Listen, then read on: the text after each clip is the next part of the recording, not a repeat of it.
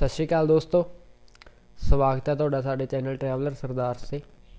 तो अज असी जिहड़े विषय ते गल करांगे वो थोड़ा जिहा साडे चैनल के विषय तो हट के है, पर एक पंजाबी होने के नाते, एक सरदार होने के नाते साडा फर्ज बनता कि इस विषय ते गल करिए, क्योंकि देश का जिहड़ा अन्नदाता वो इस वक्त सड़कों ते बैठा है।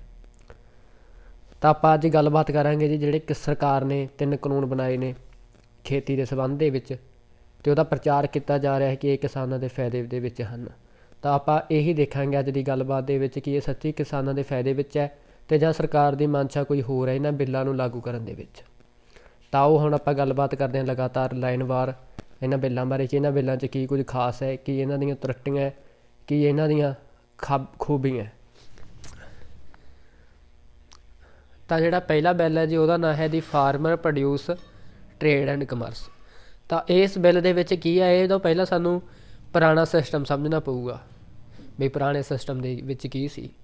तो जिहड़ा पुराना सिस्टम सी उहदे विच 2 चीज़ां, एक तो MSP ते एक APMC एक्ट, जिन्हां नूं आपां पंजाबी दे विच मंडियां कह सकते हैं, कि जिहड़ियां कि हरेक 2-3 जां 3 पिंडां नूं छड्ड के बणीਆਂ ਹੁੰਦੀਆਂ ने। किसान आपदी फसल उत्थे लैके जांदा, उत्थे आड़ती हुंदे ने जिन्हां नूं सरकार लाइसेंस दिंदी है, उत्थे मंडी दे विच उन्हां दीयां दुकानां हुंदियां, वो फसल की गुणवत्ता के हिसाब नाल बोली लगाउंदे ने ते किसान उन्हां नूं अपनी फसल बोली के रेट के हिसाब नाल वेच दिंदा है। तो वो बाद विच इकट्ठी फसल नूं गांह अगे कंपनियां नूं, सैलर वालियां नूं जां वड्डे थोक वपारियां नूं वेचदे ने। तो पुराना जिहड़ा सिस्टम सीगा ये चल रहा सी। हुण सरकार ने की किया कि इस दे विच प्राइवेट सैक्टर नूं अलाउ करता कि कोई भी बंदा जिहदे कोले पैन कार्ड हैगा वो किसानां दी फसल खरीद सकदा है ते उहनूं मुੱਲ देऊगा जिन्ना वो देना चाहुंदा है। हुण दूजा जिहड़ा इहदे पुराने सिस्टम दे विच की है कि जदों कोई भी किसान की फसल है वो आड़तियां तो खरीदण जोग, आड़ती उहनूं खरीददे नहीं जां रह जांदी है बेचण वाली, तो फिर सरकार है जिहड़ी वो MSP ते खरीददी है। MSP का मतलब हुंदा मिनीमम सपोर्ट प्राइस, कि ये इस वक्त शायद 1950 रुपये के करीब है कणक ते। तो फिर वो सरकार वो जिहड़ी फसल है उन्होंने स्टोर करके रखती है आपदे गोदामां दे विच, ते उही जिहड़े गरीब ने, गरीबी रेखा तो हेठे ने, उन्हां नूं ओह वंड दिंदी है घੱਟ रेटां ते। तो ये फूड सर्कल इदां चलदा गा अपना, जिहड़ा पुराणियां खेती लॉ सीगे। तो हुण नवें निज़म दे विच सरकार ने की किया कि इहदे विच प्राइवेट सैक्टर नूं अलाउ करता। जिवें कि पहलां कोई भी कंपनी सी वो आड़तीए तो फसल लैंदी सीगी, जिहड़ी किसान तो लई हुंदी सी आड़तीए ने। हुण जिहड़ा किसान है वो सीधा कंपनी नूं वेच सकदा है। मान लो कि कोई पतंजलि है, आटा बनाउण वाली कंपनी जां कोई भी, वो अगे किसान आड़तीए तो फसल लैंदी सीगी, कणक लैंदी सी, हुण वो सीधा किसान तो लै सकदी है। ਇਹਦੇ ਨਾਲ सरकार की कहती है भी ਜਿਹੜਾ मिडलमैन है वो खत्म हो गया तो किसान ਨੂੰ ਉਹਦੀ फसल का उचित ਮੁੱਲ मिलूगा। मान लो ਆੜਤ 1800 की फसल खरीददा कणक तो अगे वो 2200 की बेच दिंदा। हुण ਉਹ ਕਹਿੰਦੇ भी तुसीं सीधा डायरैक्ट कंपनियां ਨੂੰ ਵੇਚੋ, ਜਿਹੜਾ 400-500 रुपया ਤੁਹਾਡਾ ਮਰਦਾ ਉਹ ਤੁਸੀਂ ਕੰਪਨੀਆਂ ਤੋਂ ਲੈ ਸਕਦੇ ਹੋ। ਬਈ ਜੇ ਤੁਸੀਂ ਆੜਤੀ ਨੂੰ 1800 ਦੀ ਦਿੰਦੇ ਆ ਤਾਂ ਕੰਪਨੀ ਤੁਹਾਨੂੰ 2200 ਰੁਪਏ ਦੇ ਵਿੱਚ ਡਾਇਰੈਕਟ ਖਰੀਦ ਲੂਗੀ ਤੁਹਾਤੋਂ। ਤਾਂ ਇਹ ਦੇਖਣ ਨੂੰ ਤਾਂ ਵਧੀਆ ਲੱਗਦੀ ਹੈ ਵੀ ਕਿਸਾਨ ਦਾ ਫਾਇਦਾ, ਪਰ ਜਿਹੜੀਆਂ ਕੰਪਨੀਆਂ ਨੇ ਉਹ ਕਿੰਨਾ ਕੁ ਚਿਰ ਹੈ ਨਾ ਰੇਟ ਵਧਾ ਕੇ ਦੇ ਜਾਣਗੀਆਂ, ਕਿਉਂਕਿ ਉਹਨਾਂ ਨੇ ਵੀ ਇੱਕ ਸਮੇਂ 'ਤੇ ਆਪਦਾ ਮਾਰਜਨ ਦੇਖਣਾ ਹੁੰਦਾ। ਬਈ ਜੇ 2200 'ਚ ਦੇ ਜਾਣ ਕਿਹੜਾ ਉਹ ਦੇਣਗੀਆਂ 1-2 ਸਾਲ ਬਾਅਦ ਦੇ ਵਿੱਚ, ਹੌਲੀ ਹੌਲੀ ਜਦੋਂ ਦੂਜੀਆਂ ਸਰਕਾਰੀ ਸਿਸਟਮ ਖਤਮ ਹੋ ਗਿਆ ਤਾਂ ਉਹਨਾਂ ਨੇ ਤਾਂ ਫਿਰ ਆਪਦਾ ਹੈ ਨਾ ਜਿੰਨੇ 'ਤੇ ਉਹਨਾਂ ਨੇ ਕਿਹਾ ਵੀ ਇੰਨੇ 'ਤੇ ਖਰੀਦਾਂਗੇ ਤਾਂ ਕਿਸਾਨ ਨੂੰ ਵੇਚਣੀ ਪਊਗੀ ਫਸਲ ਆਪਦੀ, क्योंकि वो बड़े वड्डे पद्धर के खरीददार होणगे। वो जिहड़ियां कंपनियां होणगियां उन्हां कोले बड़ा स्किल्स होणगियां बिजनेस दियां, बड़ा उन्हां कोले तामझाम होऊगा सारा कुछ। तो किसान हुण 2 किल्लियां वाला उन्हां नाल नैगोशिएशन नहीं ना कर सकदा आपदी, बई तुसीं मैं वो कहणगे भी असीं 1600 देवांगे तो किसान 2000 दी उन्हां नूं किवें है ना कन्विंस करूगा भी मेरी फसल 2000 च खरीदो। वो कहणगे भी देनी है तो दिओ, नहीं तो ठीक है पई रहण दिओ। हुण किसान कोले वेयर हाउस तो है नहीं भी भंडार करके रख लूगा आपदी कणक, तो उन्होंने उन्ने मुੱਲ ते बेचनी पऊगी। हुण सरकार जिहड़ी कहंदी है भी इत्थे भी असीं सरकारी खरीद जारी रखांगे, मंडियां जिहड़ा APMC एक्ट आ उहनूं कोई भी छेड़खानी नहीं होगी, MSP भी तुहानूं मिली जाऊगी। पर जदों 4 साल कंपनियां हाईएस्ट रेट ते उन्हां नूं खरीद रही है किसानां दी फसल, तो फिर सरकारी मंडियां 'च जाऊगा कौन? जदों सरकारी मंडियां 'च जाणों हट गया, सरकार नूं जिहड़ा टैक्स बनदा गा उहदे विच्चों वो हट जूगा, तो उहदी मेनटेनेंस है जिहड़ी मंडियां दी वो सरकार क्यों करूगी फिर जदों उहनूं आमदनी है नहीं गी उहदे च। तो जो मंडियां की मेनटेनेंस नहीं होगी तो वो मंडियां हौली हौली खत्म हो जाणगियां। तो इनू एक उदाहरण नाल समझते आपां, जिवें कि BSNL है एक सरकारी कंपनी है। जो Jio आई सी ये थोड़ी कह के आई सी कि मैं BSNL नूं खत्म करने वास्ते आई हाँ, जां एयरटेल नूं खत्म करने वास्ते आई हाँ, जां आइडिया नूं खत्म करने वास्ते आई हाँ। वो तो विचाले कंपीटीटर उतरिया सीगा उन्हां दा, ते उन्हें फ्री दे के ते सारियां कंपनियां दे छक्के छड़ाते। ਤੇ ਸਰਕਾਰ ਨੇ ਜਿਹੜੀ ਸਰਕਾਰੀ ਕੰਪਨੀ ਹੈ BSNL ਨੂੰ ਇਨਫਰਾਸਟਰਕਚਰ ਹੀ ਨਹੀਂ ਦਿੱਤਾ। 4G ਹਜੇ ਤੱਕ ਨਹੀਂ ਹੋਇਆ BSNL, ਤਾਂ ਹੌਲੀ ਹੌਲੀ ਫਿਰ ਉਹ ਖ਼ਤਮ ਹੋ ਗਈ। BSNL ਦੇ ਹਾਲਾਤ ਇਹ ਨੇ ਬਈ ਅਗਲੇ 5-6 ਸਾਲਾਂ ਤੱਕ BSNL ਖ਼ਤਮ ਹੋ ਜੂਗੀ। Jio ਨੇ ਇੰਨਾ ਤਗੜਾ ਕੰਪੀਟੀਸ਼ਨ ਦਿੰਦਾ। ਤਾਂ ਇਹ ਹੈ ਪ੍ਰਾਈਵੇਟੇਸ਼ਨ ਦੇ ਨੁਕਸਾਨ ਕਿ ਤੁਸੀਂ ਸਰਕਾਰੀ ਚੀਜ਼ਾਂ ਜਿਹੜੀਆਂ ਸਰਕਾਰ ਉਹਨੂੰ ਮੇਨਟੇਨ ਹੀ ਨਹੀਂ ਕਰਦੀ ਫਿਰ ਸਰਕਾਰੀ ਚੀਜ਼ ਨੂੰ, ਜਦੋਂ ਉਹਨੇ ਕਿਸੇ ਪ੍ਰਾਈਵੇਟ ਚੀਜ਼ ਨੂੰ ਫਾਇਦਾ ਪਹੁੰਚਾਉਣਾ ਹੋਵੇ। ਤਾਂ ਸਭ ਤੋਂ ਵੱਡਾ ਸ਼ੰਕਾ ਤਾਂ ਕਿਸਾਨਾਂ ਦਾ ਇਹ ਹੈ ਕਿ ਜਿਵੇਂ ਐਮਾਜੋਨ ਆਈ ਸੀਗੀ, ਐਮਾਜੋਨ ਸ਼ੁਰੂ ਤੋਂ ਸਾਰੀਆਂ ਚੀਜ਼ਾਂ ਦੀ ਫ੍ਰੀ ਡਿਲੀਵਰੀ ਦਿੰਦੀ ਸੀਗੀ, ਫਿਰ ਉਹਨੇ ਇਕੱਲੀਆਂ ਬੁੱਕਸ 'ਤੇ ਕਰਤੀ, ਫਿਰ ਉਹ ਕਹਿੰਦੇ ਵੀ 500 ਤੋਂ ਵੱਧ ਔਡਰ ਅਤੇ ਤੁਹਾਨੂੰ ਫ੍ਰੀ ਡਿਲੀਵਰੀ ਦੇਵਾਂਗੇ। ਹੁਣ ਉਹ ਕਹਿੰਦੇ ਵੀ ਪ੍ਰਾਈਮ ਵਾਲਿਆਂ ਨੂੰ ਫ੍ਰੀ ਡਿਲੀਵਰੀ ਮਿਲੂਗੀ, ਅਤੇ ਹੁਣ ਸ਼ਾਇਦ ਉਹਨਾਂ ਨੇ ਪ੍ਰਾਈਮ 'ਤੇ ਵੀ ਕਰਤਾ ਵੀ 400-450 ਦੇ ਜਿਹੜਾ ਔਡਰ ਹੈ ਉਹ 'ਤੇ ਹੀ ਤੁਹਾਨੂੰ ਫ੍ਰੀ ਡਿਲੀਵਰੀ ਮਿਲੂਗੀ।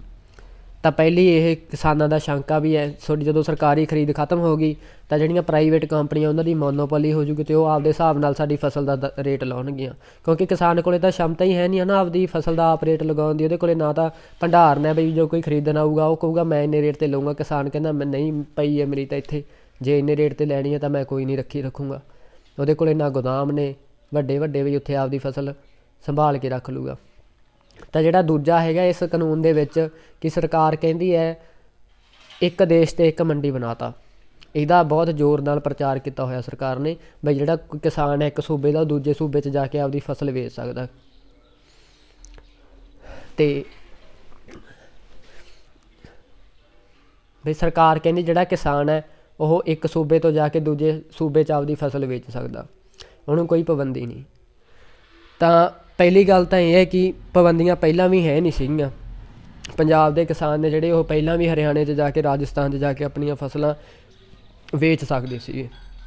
ਤਾਂ ਹੁਣ ਜਦੋਂ ਸਰਕਾਰ ਕਹਿੰਦੀ ਹੈ ਵੀ ਚਲੋ ਠੀਕ ਹੈ ਬਈ ਹੁਣ ਜਮਾਂ ਹੀ ਪਾਬੰਦੀਆਂ ਨਹੀਂ ਰਹੀਆਂ, ਅੱਗੇ ਫਿਰ ਵੀ ਸੂਬਾ ਸਰਕਾਰਾਂ ਰੋਕ ਸਕਦੀਆਂ ਸੀਗੀਆਂ ਹੈ ਨਾ, ਉਹਨਾਂ ਦੀ ਮਰਜ਼ੀ ਹੈ, ਪਰ ਹੁਣ ਰੋਕ ਨਹੀਂ ਸਕਦੀਆਂ ਕਾਨੂੰਨ ਤੌਰ 'ਤੇ। ਪਰ ਕੀ ਜਿਹੜਾ 2 ਕਿੱਲਿਆਂ ਵਾਲਾ ਕਿਸਾਨ ਹੈ 5 ਕਿੱਲਿਆਂ ਵਾਲਾ ਕਿਸਾਨ ਹੈ ਉਹ ਆਪਦੀ ਫਸਲ ਨੂੰ ਤਾਮਿਲਨਾਡੂ ਜਾ ਕੇ ਵੇਚ ਸਕਦਾ? ਜੇ ਵੇਚਣ ਜਾਊਗਾ ਤਾਂ ਉਹਦਾ ਜਿਹੜਾ ਟਰਾਂਸਪੋਰਟ ਦਾ ਖਰਚਾ ਹੈ ਉਹ ਕੌਣ ਚੱਕੂਗਾ? ਜੇ ਟਰਾਂਸਪੋਰਟ ਉੱਥੇ ਜਾਊਗਾ ਉੱਥੇ ਕਿਹੜਾ ਜਾਨਸਾਰ ਫਸਲ ਵਿਕ ਜਾਣੀ ਹੈ ਕਿਸਾਨ ਦੀ ਹੈ ਨਾ, ਉੱਥੇ ਉਹਨੂੰ 10-15 ਦਿਨ ਰੁਕਣਾ ਪਊਗਾ। ਜੇ ਫਿਰ ਵੀ ਨਾ ਵਿਕੀ ਉਹਨੂੰ ਜਿਹੜੀ ਆਪਦੀ ਫਸਲ ਹੈ ਉਹਨੂੰ ਸੰਭਾਲਣਾ ਵੀ, ਉੱਥੇ ਮੌਸਮ ਖਰਾਬ ਹੋ ਗਿਆ ਖਰਾਬ ਨਾ ਹੋ ਜੇ, ਗੋਦਾਮਾਂ ਦਾ ਖਰਚਾ ਕਿਰਾਏ 'ਤੇ ਰੱਖਣੀਆਂ ਪੈਣੀਆਂ ਆਪਦੀ ਫਸਲ ਜਿਹੜੀ ਹੈਗੀ ਉੱਥੇ, ਤਾਂ ਉਹਦਾ ਖਰਚਾ ਤਾਂ ਕਿਵੇਂ ਸਹੂਗਾ ਇੱਕ ਕਿਸਾਨ? ਤਾਂ ਇਹ ਚੀਜ਼ਾਂ ਵੀ ਕਹਿਣ 'ਚ ਵਧੀਆ ਲੱਗਦੀਆਂ ਵੀ ਇੱਕ ਦੇਸ਼ ਇੱਕ ਮੰਡੀ, ਤਾਂ ਇਹਦਾ ਕੋਈ ਮਕੈਨਿਜ਼ਮ ਤਾਂ ਦਿੱਤਾ ਨਹੀਂ ਸਰਕਾਰ ਨੇ, ਅਤੇ ਨਾ ਹੀ ਇਹ ਕੋਈ ਬਾਹਲੀ ਪ੍ਰੈਕਟੀਕਲ ਚੀਜ਼ ਹੈ। ਫਿਰ ਵੀ ਜੇ ਚਲੋ ਮੰਨ ਲਓ ਬਈ ਕਿਸਾਨ ਆਪ ਨਾ ਜਾਊਗਾ ਤਾਂ ਉਹਨੂੰ ਕੋਈ ਤੀਜਾ ਬੰਦਾ ਤਾਂ ਵਿੱਚ ਫਿਰ ਵੀ ਪਾਉਣਾ ਪਊਗਾ ਨਾ, ਕੋਈ ਮਤਲਬ ਕਿ ਜੇ ਇੱਥੋਂ ਬੈਠੇ ਆਪਾਂ ਕੋਈ ਇਹੋ ਜਿਹੀ ਏਜੰਸੀ ਨੂੰ ਵਿੱਚ ਪਾਉਣਾ ਪਊਗਾ ਕਿ ਬਈ ਤੂੰ ਮੇਰੀ ਫਸਲ ਹੈ ਉਹ ਉੱਥੇ ਜਾ ਕੇ ਵੇਚ, ਕਿਸੇ ਟਰੱਕਾਂ ਵਾਲੇ ਨਾਲ ਟਰਾਂਸਪੋਰਟ ਕੰਪਨੀ ਨਾਲ ਉਹਨੂੰ ਟਾਈ ਅਪ ਕਰਨਾ ਪਊਗਾ, ਉਹਨਾਂ ਨੂੰ ਕਮਿਸ਼ਨ ਦੇਣਾ ਪਊਗਾ। ਤਾਂ ਫਿਰ ਮਿਡਲਮੈਨ ਤਾਂ ਖਤਮ ਹੋ ਨਹੀਂ ਸਕਦਾ। ਜਿੱਥੇ ਸਰਕਾਰ ਕਹਿੰਦੀ ਹੈ ਵੀ ਅਸੀਂ ਵਿਚੋਲੀਏ ਖਤਮ ਕਰਤੇ, ਤਾਂ ਇਹ ਸਿਰਫ ਹਵਾਈ ਗੱਲਾਂ ਨੇ ਮੈਨੂੰ ਲੱਗਦਾ ਸਰਕਾਰ ਦੀਆਂ। ਜਿਹੜਾ ਦੂਜਾ ਬਿੱਲ ਹੈਗਾ ਉਹ ਹੈਗਾ the farmer empowerment and protection agreement on price insurance and farm services. ਤਾਂ ਇਸ ਜਿਹੜਾ ਹੈਗਾ ਕਾਨੂੰਨ ਦੇ ਮੁਤਾਬਿਕ ਇੱਕ ਕੰਪਨੀ ਹੈ ਉਹ ਕਿਸਾਨ ਕੋਲ ਜਾਊਗੀ, ਅਤੇ ਜਿਹੜੀ ਕਿਸਾਨ ਨੇ ਫਸਲ ਉਗਾਈ ਹੈ, ਮੰਨ ਲਓ ਕਿ ਉਹਨੇ ਕਣਕ ਉਗਾਈ ਹੈ, ਤਾਂ ਉਹ ਕਹੂਗਾ ਕਿ ਮੈਂ ਤੇਰੀ ਕਣਕ ਜਦੋਂ ਇਹ ਪਲ ਗਈ ਫਸਲ ਤੇਰੀ ਵਾਢੀ ਦਾ ਟਾਈਮ ਹੋ ਗਿਆ ਤਾਂ ਮੈਂ ਤੇਥੋਂ ਖਰੀਦੂੰਗਾ 2200 ਰੁਪਈਆ ਤੈਨੂੰ ਪ੍ਰਾਈਜ਼ ਦੇਊਂਗਾ। ਠੀਕ ਹੈ ਜੀ, ਤਾਂ ਇਹ ਮਤਲਬ ਕਿ ਇੱਕ ਐਗਰੀਮੈਂਟ ਹੋ ਗਿਆ, ਕਿਸਾਨ ਨਾਲ ਸਮਝੌਤਾ ਹੋ ਗਿਆ। ਤਾਂ ਕਿਸਾਨ ਲਈ ਇਹ ਬੜੀ ਵਧੀਆ ਗੱਲ ਹੈ, ਕਿਉਂਕਿ ਜੇ ਮੰਨ ਲਓ ਕਿ ਉਸ ਵਕਤ ਸਾਰਿਆਂ ਪਾਸਿਓਂ ਵਧੀਆ ਫਸਲ ਹੋ ਗਈ ਹੈ ਨਾ, ਸਾਰੇ ਪੰਜਾਬ ਦੇ ਕਿਸਾਨਾਂ ਦੀ ਜਾਂ ਸਾਰੇ ਜਿੱਥੇ ਵੀ ਇਹ ਕਿਸਾਨ ਹੈ ਆਪਾਂ ਪੰਜਾਬ ਨੂੰ ਫੋਕਸ ਰੱਖਦੇ ਹਾਂ, ਤਾਂ ਉਸ ਫਸਲ ਦਾ ਰੇਟ ਘੱਟ ਜੂਗਾ, ਪਰ ਉਹਨੂੰ 2200 ਰੁਪਈਆ ਮਿਲਣਾ ਤੈਅ ਹੈਗਾ। ਤਾਂ ਸਰਕਾਰ ਕਹਿੰਦੀ ਹੈ ਕਿ ਇਹ ਵਧੀਆ ਚੀਜ਼ ਹੈ, ਪਰ ਫਿਰ ਉੱਥੇ ਆ ਜਾਂਦੀ ਹੈ ਗੱਲ ਜਿਹੜੀ ਆਪਾਂ ਪਿਛਲੇ ਕਾਨੂੰਨ 'ਚ ਕੀਤੀ ਸੀ ਕਿ ਪਰ ਕਿੰਨਾ ਕੁ ਚਿਰ ਜਿਹੜੀ ਕੰਪਨੀ ਹੈ ਉਹ 2200 ਰੁਪਈਆ ਦੇ ਜਾਊਗੀ। ਜਦੋਂ ਸਰਕਾਰੀ ਖਰੀਦ ਬੰਦ ਹੋ ਗਈ, ਸਰਕਾਰੀ ਮੰਡੀਆਂ ਖਤਮ ਹੋ ਗਈਆਂ, ਤਾਂ ਫਿਰ ਉਹਨਾਂ ਦਾ ਏਕ ਅਧਿਕਾਰ ਆ ਜੂਗਾ ਇਸ ਪਾਸੇ ਹੈ ਨਾ, ਤਾਂ ਉਹ ਫਿਰ ਕਹੂਗੀ ਬਈ ਅਸੀਂ 1800 'ਚ ਖਰੀਦਾਂਗੇ ਜਾਂ 1600 'ਚ ਖਰੀਦਾਂਗੇ। ਫਿਰ ਉਹ ਆਪਦੇ ਹਿਸਾਬ ਨਾਲ ਹੀ ਕੰਟਰੈਕਟ ਕਰੂਗੀ, ਕਿਸਾਨ ਕੋਲ ਹੋਰ ਬਚਣਾ ਹੀ ਨਹੀਂ ਕੁਛ, ਉਹ ਆਪਦੀ ਫਸਲ ਮੰਡੀਆਂ 'ਚ ਵੇਚ ਨਹੀਂ ਸਕਦਾ ਜਾ ਕੇ, ਕਿਉਂਕਿ ਮੰਡੀਆਂ ਬੰਦ ਹੋ ਗਈਆਂ, ਉਹਨੂੰ ਕੰਪਨੀਆਂ ਨੂੰ ਵੇਚਣਾ ਪਊਗਾ, ਅਤੇ ਕੰਪਨੀਆਂ ਫਿਰ ਆਪਦੇ ਹਿਸਾਬ ਨਾਲ ਦਾਮ ਲਾਉਣਗੀਆਂ। ਤਾਂ ਇਹਦੇ ਵਿੱਚ ਜੇ ਉਹ 1000 ਰੁਪਈਏ ਦਾ ਵੀ ਕੰਟਰੈਕਟ ਕਰਦੀਆਂ, ਹਾਲਾਂਕਿ ਇੰਨਾ ਘੱਟ ਵੀ ਨਹੀਂ ਕਰਨਾ ਕੰਪਨੀਆਂ ਨੇ, ਪਰ ਮੰਨ ਲਓ ਜੇ 1000 ਰੁਪਈਏ ਦਾ ਕੰਟਰੈਕਟ ਵੀ ਕਰਦੀਆਂ ਤਾਂ ਵੀ ਉਹਦੇ ਵਿੱਚ ਕੋਈ ਇਨਲੀਗਲ ਕੰਮ ਨਹੀਂ ਗਾ।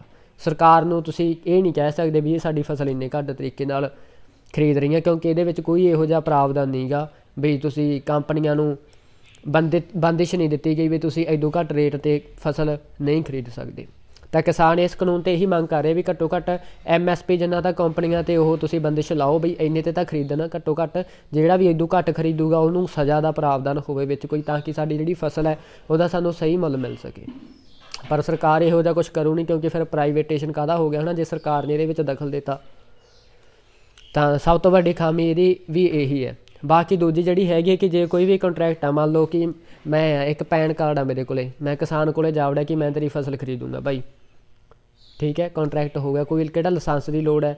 ਮੈਂ ਕਿਸਾਨ ਨੇ ਮੈਨੂੰ ਫਸਲ ਵੇਚਤੀ ਆਪਦੀ ਜਿੰਨੀ ਵੀ ਹੋਈ, 1 ਟਨ 2 ਟਨ ਫਸਲ ਹੋਈ, ਉਹਨੇ ਮੇਰੀ ਫੈਕਟਰੀ 'ਚ ਪਹੁੰਚਾਤੀ, ਤਾਂ ਮੈਂ ਮਹੀਨੇ ਨੂੰ ਫਰਾਰ ਹੋ ਜਾ, ਕਿਸਾਨ ਕਿਹੜਾ ਮੈਨੂੰ ਜਾਣਦਾ ਗਾ। ਕਿਸਾਨ ਜਾਂ ਮੇਰਾ ਕੀ ਕਰ ਲੂਗਾ ਜਦੋਂ ਮੇਰੀ ਐਡੀ ਤਕੜੀ ਫਰਮ ਹੋਈ, ਮੈਂ ਕਿਸਾਨ ਦੇ ਪੈਸੇ ਨਾ ਦੇਵਾਂ ਫਿਰ। ਤਾਂ ਇਹਦੇ ਵਿੱਚ ਇੱਕ ਸਰਕਾਰ ਨੇ ਪ੍ਰਾਵਧਾਨ ਰੱਖਿਆ ਕਿ ਤੁਸੀਂ SDM ਕੋਲ ਸ਼ਿਕਾਇਤ ਕਰ ਸਕਦੇ ਹੋ, ਤੁਸੀਂ ਸਿਵਲ ਕੋਰਟ 'ਚ ਨਹੀਂ ਜਾ ਸਕਦੇ। ਜਿਹੜਾ SDM ਹੈ ਜਾਂ ਕੋਈ ਵੀ ਬਿਊਰੋਕੇਸੀ ਆ, DM, ਵੱਧ ਤੋਂ ਵੱਧ ਤੁਸੀਂ ਸ਼ਾਇਦ DM ਕੋਲ ਜਾ ਸਕਦੇ ਹੋ। ਤਾਂ ਜਿਹੜੀ ਵੀ ਬਿਊਰੋਕੇਸੀ ਹੈ ਇਹ 'ਤੇ ਬਹੁਤ ਵੱਡਾ ਪ੍ਰੈਸ਼ਰ ਹੁੰਦਾ, ਇੱਕ ਪੋਲੀਟੀਕਲ ਪ੍ਰੈਸ਼ਰ ਦੇ ਹੇਠਾਂ ਬਾਹਰ ਰਹਿ ਕੇ ਕੰਮ ਨਹੀਂ ਕਰ ਸਕਦੀਆਂ ਇਹ। ਤਾਂ ਕੋਈ ਵੀ ਕੰਪਨੀ ਵਾਲਾ ਹੈ ਉਹਨੇ ਕਿਸੇ ਰਾਜਨੇਤਾ ਤੋਂ ਦਬਾਅ ਪਵਾਤਾ ਤਾਂ SDM ਤੋਂ ਜਿਹੜਾ ਕਿਸਾਨ ਵਿਰੋਧੀ ਫੈਸਲਾ ਆ ਗਿਆ, ਫਿਰ ਕਿਸਾਨ ਵਿਚਾਰੇ ਨੂੰ ਤਾਂ ਤਹਿਸੀਲਦਾਰ ਨਹੀਂ ਮਾਣ ਹੁੰਦਾ ਜਾਂ ਪਟਵਾਰੀ ਨਹੀਂ ਮਾਣ ਹੁੰਦਾ ਹੈ ਨਾ, ਜੇ ਉੱਥੇ ਕੋਈ ਕੰਮ ਹੋ ਜੇ ਤਾਂ SDM ਤਾਂ ਫਿਰ ਵੀ ਚਲੋ ਸਬ ਡਿਵੀਜ਼ਨਲ ਮੈਜਿਸਟ੍ਰੇਟ ਹੈਗਾ ਉਹਦਾ ਤਾਂ ਫਿਰ ਵੀ ਵੱਡਾ ਅਹੁਦਾ। ਤੁਸੀਂ ਲਾਇਸੈਂਸ ਬਣਾਉਣ ਵੀ ਜਾਓ ਤਾਂ ਵੀ ਤੁਹਾਡੇ 10-15 ਗੇੜਿਆਂ ਤੋਂ ਬਿਨਾਂ ਲਾਇਸੈਂਸ ਨਹੀਂ ਬਣਦਾ, ਆਪ ਬਣ ਕੇ ਆਇਆ ਵੀ ਪਿਆ ਹੋਵੇ ਤਾਂ ਵੀ 1-2 ਗੇੜਿਆਂ 'ਚ ਤਾਂ ਤੁਹਾਨੂੰ ਮੋੜ ਹੀ ਦੇਣਗੇ ਵੀ ਹਜੇ ਨਹੀਂ ਆਇਆ। ਤਾਂ ਫਿਰ ਐਡੇ ਵੱਡੇ ਫੈਸਲਾ ਉਹ ਕਿਵੇਂ ਹੈ ਨਾ ਕਿਸਾਨ ਦੇ ਪੱਖ 'ਚ ਕਰ ਦੇਣਗੇ ਜਦੋਂ ਉਹਨਾਂ 'ਤੇ ਐਡਾ ਵੱਡਾ ਪ੍ਰੈਸ਼ਰ ਹੋਇਆ ਤਕੜੀਆਂ ਕੰਪਨੀਆਂ ਦਾ। ਤਾਂ ਜਿਹੜਾ ਇਹ ਦੂਜਾ ਬਿੱਲ ਹੈ ਇਹਦੇ ਵਿੱਚ ਇਹ ਖਾਮੀਆਂ ਨੇ ਵੱਡੀਆਂ ਕਿ ਜਿਹੜਾ ਕਿਸਾਨ ਹੈ ਉਹਨੂੰ ਤੁਸੀਂ ਬਾਹਲੇ ਹੱਕ ਨਹੀਂ ਦਿੱਤੇ ਹੋਏ, ਉਹਦੇ ਹੱਥ ਬੰਨ੍ਹਤੇ, ਅਤੇ ਜਿਹੜੀਆਂ ਕੰਪਨੀਆਂ ਹੈ ਉਹਨਾਂ ਨੂੰ ਤੁਸੀਂ ਪੂਰੀ ਤਰ੍ਹਾਂ ਛੋਟ ਦੇ ਦਿੱਤੀ। ਤਾਂ ਫਿਰ ਸਰਕਾਰ ਕਿਵੇਂ ਕਹਿ ਸਕਦੀ ਹੈ ਵੀ ਇਹ ਕਿਸਾਨ ਪੱਖੀ ਆ। ਹੁਣ ਇੱਕ ਉਦਾਹਰਨ ਦੇ ਨਾਲ ਸਮਝਦੇ ਹਾਂ ਕਿ ਇੱਕ ਜਿਹੜੀ ਨੈਸ਼ਨਲ ਟੀਮ ਹੈ ਆਪਣੀ ਕ੍ਰਿਕਟ ਦੀ, ਜਿਹਦੇ 'ਚ ਰੋਹਿਤ ਸ਼ਰਮਾ, ਵਿਰਾਟ ਕੋਹਲੀ ਜਾਂ ਮਹਿੰਦਰ ਸਿੰਘ ਧੋਨੀ ਵਰਗੇ ਧੁਰੰਧਰ ਪਲੇਅਰ ਨੇ, ਅਤੇ ਉਸ ਟੀਮ ਦਾ ਮੈਚ ਕਿਸੇ ਪਿੰਡ ਦੇ ਗਰਾਊਂਡ 'ਚ ਖੇਡਣ ਵਾਲੀ ਟੀਮ ਨਾਲ ਹੋ ਗਿਆ ਅਤੇ ਕੀ ਉਹ ਜਿੱਤ ਪਾਊਗੀ? ਚਲੋ 100 ਦੇ ਵਿੱਚੋਂ 0.01 ਪੁਆਇੰਟ ਉਹਦੇ ਚਾਂਸ ਹੈਗੇ ਨੇ ਵੀ ਉਹ ਜਿੱਤ ਜੇ, ਕੋਈ ਚਮਤਕਾਰ ਹੋ ਸਕਦਾ, ਕੁਛ ਵੀ ਹੋ ਸਕਦਾ ਹੈ ਨਾ, ਕੋਈ ਆਪਾਂ ਪੱਕਾ ਨਹੀਂ ਕਹਿ ਸਕਦੇ ਵੀ ਉਹੀ ਜਿੱਤੂ ਨੈਸ਼ਨਲ ਟੀਮ। ਪਰ ਉੱਥੇ ਤੁਹਾਨੂੰ ਇੱਕ ਕਾਨੂੰਨ ਵੀ ਬਣਾ ਤੇ ਤੁਹਾਡੇ ਹੱਥ ਬੰਨ੍ਹਤੇ ਜਿਹੜੇ ਗਰਾਊਂਡ ਵਾਲੀ ਟੀਮ ਹੈ ਪਿੰਡ ਦੇ, ਬਈ ਤੁਸੀਂ ਥਰਡ ਅੰਪੇਅਰ ਕੋਲ ਨਹੀਂ ਜਾ ਸਕਦੇ ਜੇ ਕੋਈ ਤੁਹਾਨੂੰ ਸ਼ੱਕ ਹੋਇਆ ਆਊਟ ਜਾਂ ਨੱਟ ਆਊਟ 'ਤੇ। ਅਤੇ ਜਿਹੜੀ ਤੁਹਾਡੀ ਬੌਲਿੰਗ ਦੀ ਸਪੀਡ ਹੈ ਉਹ ਤੁਹਾਡੀ ਵਿਰੋਧੀ ਟੀਮ ਤੈਅ ਕਰੂਗੀ, ਕਿਹੜਾ ਬੌਲਰ ਕਿਹੜੀ ਬੌਲਿੰਗ ਕਰਾਊਗਾ ਇਹ ਵੀ ਉਹ ਤੈਅ ਕਰਨਗੇ, ਅਤੇ ਕਿਹੜਾ ਬੈਟਸਮੈਨ ਕਿਹੜੇ ਵੇਲੇ ਬੈਟਿੰਗ 'ਤੇ ਜਾਊਗਾ ਇਹ ਵੀ ਇਹ ਤੈਅ ਕਰਨਗੇ। ਅਤੇ ਤੁਹਾਨੂੰ ਇੱਕ ਪਾਸੇ ਐਂ ਵੀ ਕਹਿਤਾ ਬਈ ਜੇ ਉੱਧਰ ਮਾਰੋਗੇ ਤਾਂ ਆਊਟ ਹੈ, ਪਰ ਉੱਧਰ ਉਹ ਮਾਰਨਗੇ ਤਾਂ ਛੱਕਾ ਹੈ। ਤਾਂ ਇੱਥੇ ਵੀ ਇਸੇ ਤਰ੍ਹਾਂ ਹੀ ਹੈ ਕਿ ਇੱਕ ਜਿਹੜਾ ਕਿਸਾਨ ਹੈ ਉਹਦੇ ਤੁਸੀਂ ਹੱਥ ਬੰਨ੍ਹਤੇ ਸਾਰੇ ਪਾਸਿਓਂ, ਜਿਹੜੀਆਂ ਕੰਪਨੀਆਂ ਉਹਨਾਂ ਨੂੰ ਤੁਸੀਂ ਪੂਰੀ ਤਰ੍ਹਾਂ ਛੋਟ ਦੇ ਦਿੱਤੀ ਹੈ। ਤਾਂ ਇੱਕ ਇੱਥੇ ਮੇਲ ਜੋਲ ਸਮਝ ਨਹੀਂ ਆਉਂਦਾ ਵੀ ਤੁਸੀਂ ਇੱਕ MBA ਕੀਤੇ ਹੋਏ ਬੰਦੇ ਹੋਣਗੇ, ਜਿਹੜੀਆਂ ਕੰਪਨੀਆਂ ਹੋਣਗੀਆਂ ਉਹਨਾਂ ਕੋਲ ਪੂਰੇ ਸਕਿੱਲਡ, ਜਿਨ੍ਹਾਂ ਨੂੰ ਪੂਰਾ ਹਿਸਾਬ ਹੁੰਦਾ ਵੀ ਸੇਲਸ ਦਾ, ਮਾਰਕੀਟਿੰਗ ਦਾ ਕਿਵੇਂ ਕਰਨੀ ਹੈ। ਇੱਕ ਪਾਸੇ ਕਿਸਾਨ ਹੈ ਵਿਚਾਰਾ ਅਨਪੜ੍ਹ, ਉਹਦੇ ਕੋਲ ਤਾਂ ਕੋਈ ਵੀ ਸਕਿੱਲਸ ਹੈ ਨਹੀਂ, ਉਹ ਕਿਵੇਂ ਉਹਨਾਂ ਨੂੰ ਉਹ ਆਪਦੇ ਬਿਜ਼ਨਸ ਦੀ ਡੀਲ ਕਰੂਗਾ, ਉਹਨਾਂ ਨਾਲ ਕਿਵੇਂ ਉਹਨਾਂ ਨਾਲ ਨੈਗੋਸ਼ੀਏਸ਼ਨ ਕਰੂਗਾ।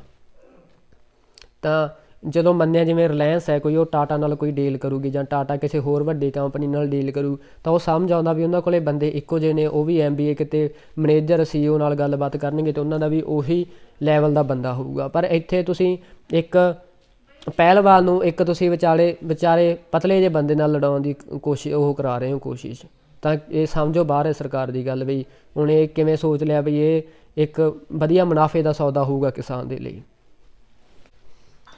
ਅਤੇ ਜਿਹੜਾ ਤੀਜਾ ਬਿੱਲ ਹੈਗਾ ਜੀ ਉਹ ਹੈਗਾ ਦੀ ਐਸੈਂਸ਼ੀਅਲ ਕਮੋਡਿਟੀਜ਼ ਬਿੱਲ। ਅਤੇ ਇਸ ਬਿੱਲ ਦੇ ਮੁਤਾਬਿਕ ਕੀ ਹੈ ਕਿ ਪਹਿਲਾਂ ਕੋਈ ਵੀ ਵਪਾਰੀ, ਕੋਈ ਵੀ ਫਰਮ ਸੀਗੀ ਜਿਹੜੀ, ਉਹ ਇੱਕ ਲਿਮਟ ਤੱਕ ਕਿਸੇ ਚੀਜ਼ ਨੂੰ, ਜਿਹੜੀਆਂ ਆਪਣੇ ਡੇਲੀ ਦੀਆਂ ਜੂਸ ਸੀ, ਖੰਡ ਹੋ ਗਈ, ਆਲੂ ਹੋ ਗਏ, ਪਿਆਜ਼ ਹੋ ਗਏ, ਜਾਂ ਇਹੋ ਜਿਹੀਆਂ ਜ਼ਰੂਰੀ ਚੀਜ਼ਾਂ ਨੇ ਜਿਹੜੀਆਂ, ਉਹਨਾਂ ਦੀ ਇੱਕ ਲਿਮਟ ਤੱਕ ਜਮ੍ਹਾਂ ਕਰਕੇ ਰੱਖ ਸਕਦੇ ਸੀਗੇ। ਅਤੇ ਜੇ ਉਸ ਲਿਮਟ ਤੋਂ ਵੱਧ ਉਹ ਜਮ੍ਹਾਂ ਕਰਕੇ ਰੱਖਦੇ ਤਾਂ ਉਹਨਾਂ ਨੂੰ ਸਜ਼ਾ ਹੋਣੀ ਸੀਗੀ, ਉਹਨਾਂ 'ਤੇ ਕੇਸ ਚੱਲਣਾ ਸੀਗਾ।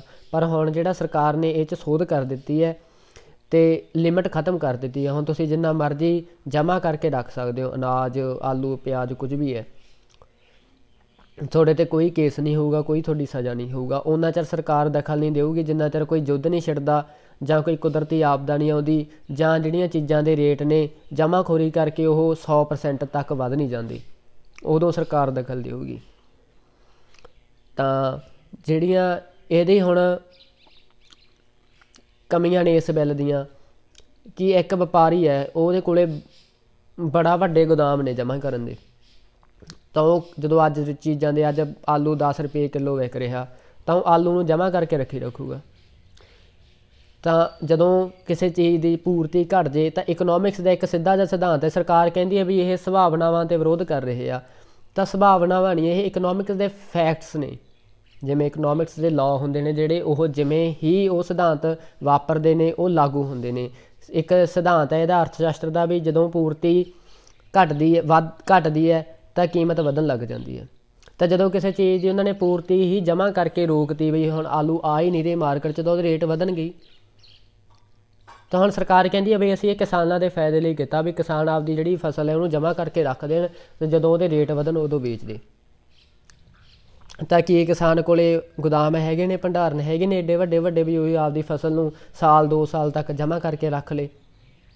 ਤਾਂ ਜੇ ਉਹ ਕਿਸੇ ਉਹਨੂੰ ਫਿਰ ਵੀ ਟਾਈ ਅਪ ਤਾਂ ਕਰਨਾ ਹੀ ਪਊਗਾ ਹੈ ਨਾ ਕਿਸੇ ਕੰਪਨੀ ਨਾਲ ਜਿਹਦੇ ਗੋਦਾਮ ਨੇ, ਅਤੇ ਜਾਂ ਉਹਨੂੰ ਆਪਣੀ ਫਸਲ ਹੈ ਜਿਹੜੀ ਉਹ ਵੇਚਣੀ ਪਊਗੀ ਉਹਨਾਂ ਨੂੰ ਵੱਡੇ ਵਪਾਰੀਆਂ ਨੂੰ, ਅਤੇ ਫਿਰ ਉਹ ਜਮ੍ਹਾਂ ਕਰਕੇ ਰੱਖਣਗੇ ਅਤੇ ਉਹ ਉਦੋਂ ਹੀ ਵੇਚਣਗੇ ਜਦੋਂ ਉਹਦੇ ਰੇਟ ਜਮ੍ਹਾਂ ਹਾਈਐਸਟ ਲੈਵਲ 'ਤੇ ਹੋਣਗੇ। ਤਾਂ ਪਿੱਛੇ ਜੇ ਆਲੂ ਜਿਹੜੇ ਕਿਸਾਨਾਂ ਦੇ ਇਸੇ ਲਈ ਰੁਲਦੇ ਆ ਨਾ ਸੜਕਾਂ 'ਤੇ, ਉਹ ਸੜਕਾਂ 'ਤੇ ਡੋਲ 'ਤੇ ਵੀ ਉਹਨਾਂ ਕੋਲ ਜਮ੍ਹਾਂ ਕਰਨ ਨੂੰ ਹੈ ਨਹੀਂ, ਆਲੂ ਹੋ ਗਏ ਜ਼ਿਆਦਾ, ਜਮ੍ਹਾਂ ਉਹ ਕਰ ਨਹੀਂ ਸਕਦੇ, ਆਪਦੇ ਕੋਲ ਕਿੱਥੇ ਰੱਖਣਗੇ, ਕਮਰਿਆਂ 'ਚ ਰੱਖ ਨਹੀਂ ਸਕਦੇ, ਕਮਰਿਆਂ 'ਚ ਤਾਂ 10 ਦਿਨਾਂ 'ਚ ਮੁਸ਼ਕ ਜਾਂਦੇ ਨੇ ਆਲੂ। ਤਾਂ ਇਹ ਵੀ ਕਾਨੂੰਨ ਸਰਕਾਰ ਦਾ ਸਮਝ ਨਹੀਂ ਆਉਂਦਾ ਵੀ ਉਹਨੇ ਜਮ੍ਹਾਂਖੋਰੀ ਨੂੰ ਕਿਹੜੇ ਢੰਗ ਨਾਲ ਉਹਨੇ ਇਹ ਕਹਿਤਾ ਵੀ ਤੁਸੀਂ ਜਿੰਨੀ ਮਰਜ਼ੀ ਜਮ੍ਹਾਂਖੋਰੀ ਕਰ ਸਕਦੇ ਹੋ। ਅਤੇ ਇਹਦੇ ਨਾਲ ਜਿਹੜੇ ਛੋਟੇ ਵਪਾਰੀ ਆ ਉਹਨਾਂ ਨੂੰ ਵੀ ਨੁਕਸਾਨ ਹੋਊਗਾ। ਇਹ 'ਚ ਫਾਇਦਾ ਸਿਰਫ ਉਹਨਾਂ ਨੂੰ ਜਿਨ੍ਹਾਂ ਕੋਲ ਲੱਖਾਂ ਹਜ਼ਾਰਾਂ ਟਨ ਦੀ ਛਮਤਾ ਕਰਨ ਦੇ ਗੋਦਾਮ ਹੈਗੇ ਨੇ, ਅਤੇ ਇਹ ਸਾਨੂੰ ਪਤਾ ਹੀ ਹੈ ਕਿਹਨਾਂ ਕੋਲ ਨੇ। ਹਰਿਆਣੇ ਦੇ ਵਿੱਚ ਵੀ ਬਣ ਰਹੇ ਨੇ ਵੱਡੇ ਗੋਦਾਮ, ਅਤੇ ਪੰਜਾਬ ਦੇ ਵਿੱਚ ਵੀ ਸ਼ਾਇਦ ਹਜੇ ਬਣਨੇ ਸ਼ੁਰੂ ਹੋਏ ਨੇ ਅਤੇ ਜਾਂ ਬਣ ਜਾਣਗੇ ਅਗਲੇ ਸਾਲਾਂ ਤੱਕ। ਤਾਂ ਜਿਨ੍ਹਾਂ ਦਾ ਰੌਲਾ ਪਿਆ ਵੀ ਸਰਕਾਰ ਉਹਨਾਂ ਵੱਡੇ ਕਾਰਪੋਰੇਟ ਅਦਾਰਿਆਂ ਨੂੰ ਫਾਇਦਾ ਪਹੁੰਚਾਉਣ ਦੀ ਕੋਸ਼ਿਸ਼ ਕਰ ਰਹੀ ਹੈ। ਅਤੇ ਹੁਣ ਆਪਾਂ ਜਿਹੜਾ ਸਰਕਾਰ ਜਿਹੜਾ ਜ਼ੋਰੋ ਜ਼ੋਰ ਪ੍ਰਚਾਰ ਕਰ ਰਹੀ ਹੈ ਇਸ ਕਾਨੂੰਨਾਂ ਦੇ ਵਿੱਚ ਵੀ ਅਸੀਂ ਵਿਚੋਲੀਏ ਖਤਮ ਕਰਦੇ ਆਪਾਂ ਉਹ 'ਤੇ ਚਰਚਾ ਕਰਦੇ ਹਾਂ।